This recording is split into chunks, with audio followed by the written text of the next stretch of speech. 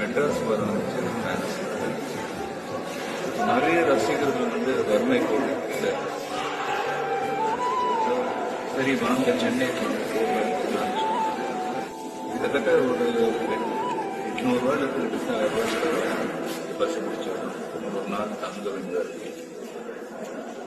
So நான் இப்படி இந்த வருடனால ஒவ்வொரு மாவட்டமும் போகிறது அவங்களோட செலவு ஒரு மாவட்டத்துக்குள்ளே வந்து அவங்க ட்ராவல் பண்ணுறது ஈஸி. அது மட்டும் எக்ஸ்பென்சஸும் குறையும்.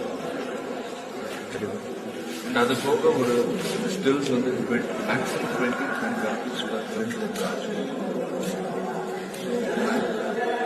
250 ரூபாய்க்குள்ள வந்து எக்ஸ்பென்சஸ் முடியும். ஆசைகள் எக்ஸ்பென்சஸ்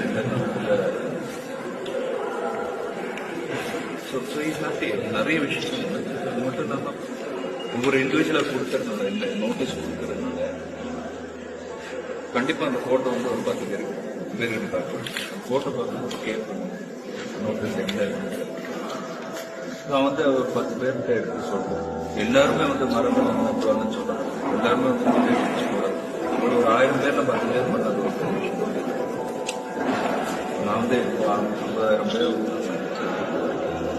50,000 பேரும் வந்து மறந்து அது எனக்கு யாரும் சொல்ல முடியாது. அதாவது அட்லீஸ்ட் ஒரு 5% கண்டிப்பாக. அண்ட் இப்போ இந்த பேட்டி படிக்கிறவங்க ஒரு சிலருக்கு தோணுதா இருக்கும் பொதுமக்களுக்கு இப்போ யார் என்ன விரும்புறது சரி. ஒரு சிலருக்கு வந்து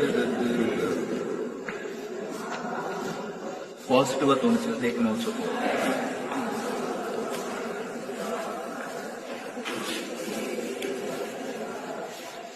இயற்கை வளத்தை காக்கணும் அப்படிங்கிற எண்ணம் இப்போ சாதாரண ஒரு அஜித் அப்படிங்கிற ஒரு மனிதன் அவருக்குள்ள இருக்கிறது இல்ல ஒரு நடிகரா நீங்க செய்ய முடியும். ஒரு நடிகர் அந்த ரீச்சை கணிதம் ஒரு நடிகராக இருக்கிறது நமக்கு இருக்கிற அந்த ரீச் அந்த மக்களுடைய அது ஒரு பாசிட்டிவான முறையில் வந்து